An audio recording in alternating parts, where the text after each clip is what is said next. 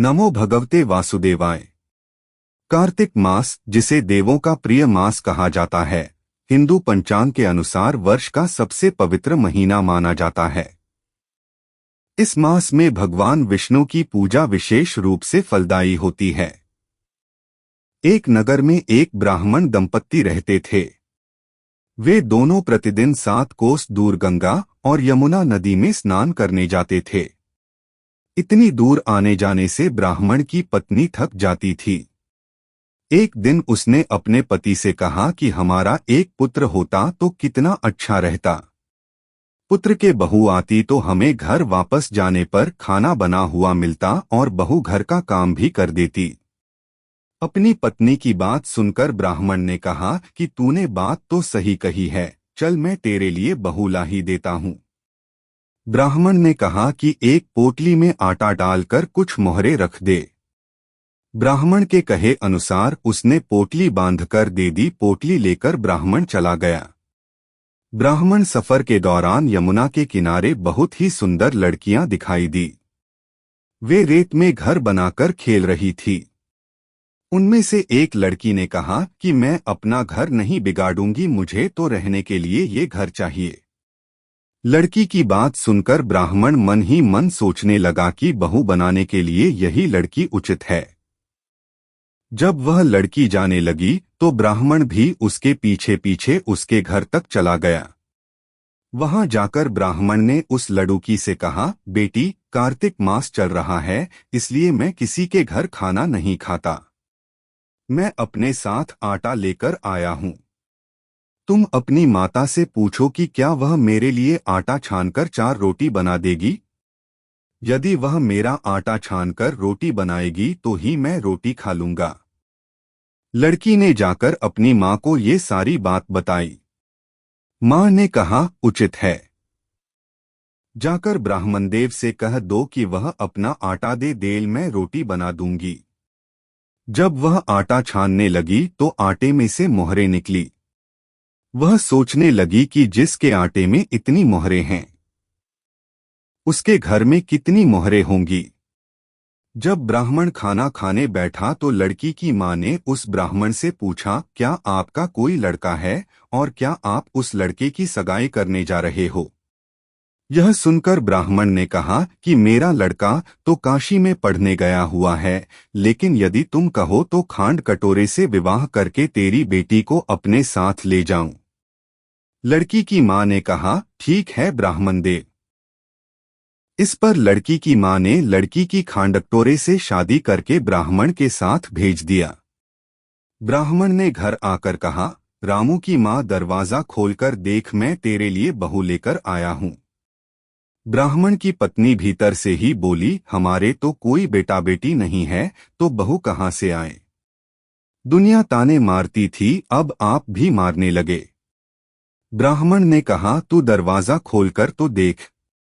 जब ब्राह्मणी ने दरवाजा खोला तो सामने बहू को खड़ी देखा। उसने बहू का स्वागत किया और आदर सत्कार से अंदर ले गई। अब जब ब्राह्मण अपनी पत्नी के साथ नदी स्नान करने जाता तो पीछे से बहू घर का सारा काम करके और खाना बनाकर रखती थी। वह उनके कपड़े धोती और रात को हाथ पैर भी दबाती थी। इस तरह बहुत दिन बीत गए। ब्राह्मणी ने अपनी बहू से कहा कि बहू, कभी भी चूल्हे की आग मत बुझने देना और मटके का पानी खत्म मत होने देना। परंतु एक दिन चूल्हे की आग बुझ गई। यह देखकर बहू घबरा गई और भागी भागी अपनी पड़ोसन के पास गई और कहा कि मेरे चूल्हे की आग बुझ गई है, मुझे थोड़ी आग चाहिए। मेरे सास-ससुर सुबह 5 बजे से गए हुए हैं। वह थके हुए घर आएंगे, इसलिए मुझे उनके लिए खाना बनाना है।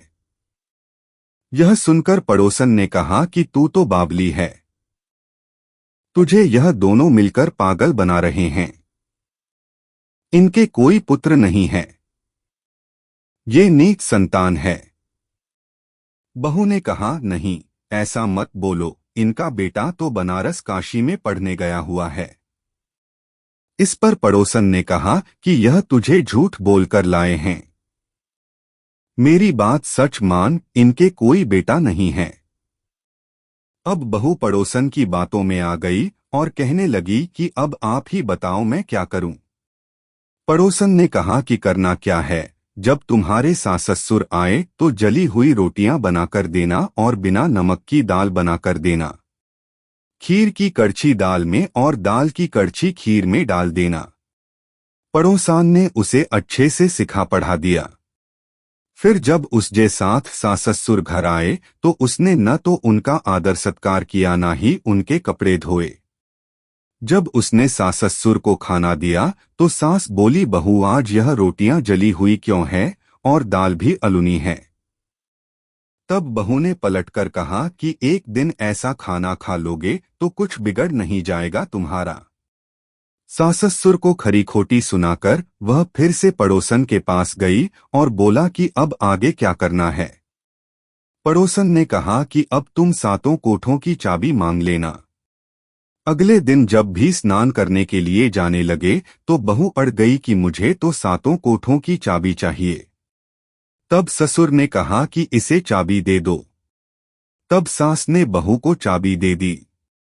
सास ससुर के जाने के बाद जब बहू ने दरवाजे खोले तो देखा कि किसी में अन्न भरा है, किसी में धन भरा है और किसी कोठे में बर्तन पड़े हैं।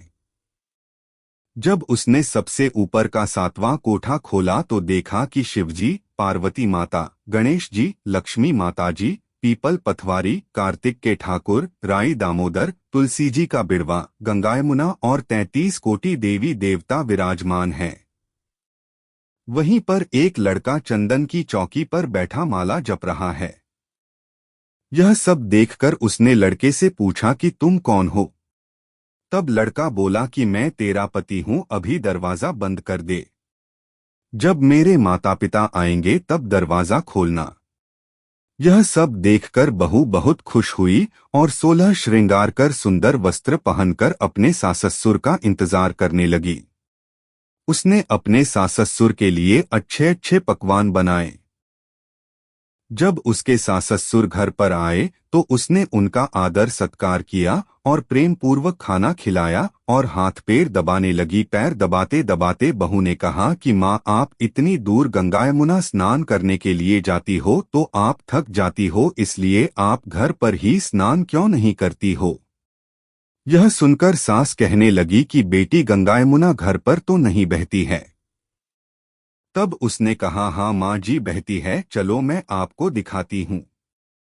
जब बहू ने सातवां कोठा खोलकर दिखाया तो उसमें शिवजी, पार्वती जी, गणेश जी, लक्ष्मी जी, पीपल पथवारी, कार्तिक के ठाकुर, राई दामोदर, तुलसी जी का बिड़वा, गंगा यमुना बह रही है और 33 कोटि देवी देवता विराजमान हैं। वही चौकी पर बैठा एक लड़का माला जप रहा है। माँ ने उसे देखकर कहा कि बेटा तू कौन है। लड़का बोला, माँ मैं तेरा बेटा हूँ। तब ब्राह्मणी ने पूछा कि तू कहाँ से आया है। लड़के ने जवाब दिया कि मुझे कार्तिक ने भेजा है। माँ ने कहा, बेटा यह संसार कैसे मानेगा कि तू मेरा बेटा है। माँ ने कुछ विद्वान पंडितों से मदद मांगी। पंडितों ने कहा, इस पार बहू बेटा खड़े हो जाएं और उस पार माँ खड़ी हो जाए। माँ ने चमड़े की अंगिया पहनी हो और छाती में से दूध की धार निकलकर बेटे की दाढ़ी मूछ भीगे और पवन पानी से गठजोड़ा बंधे, तब मानेंगे कि यह इस माँ का ही बेटा है। उसने ऐसा ही किया। चमड़े की अंगिया फट गई और छाती में से दूध की धार निकलकर बेटे की दाढ़ी मूछ भीग गई। पवन पानी से बहू बेटे का गठजोड़ बंध गया। यह सब देखकर ब्राह्मण और उसकी पत्नी की खुशी का ठिकाना न रहा। तो यह थी कार्तिक मास की कथा। हे कार्तिक के ठाकुर, जैसे ब्राह्मण और ब्राह्मणी को बहू बेटा दिया वैसे सबको देना। कार्तिक मास की कथा कहने, सुनने और हुंकारा भरने वाले सब पर कृपा करना।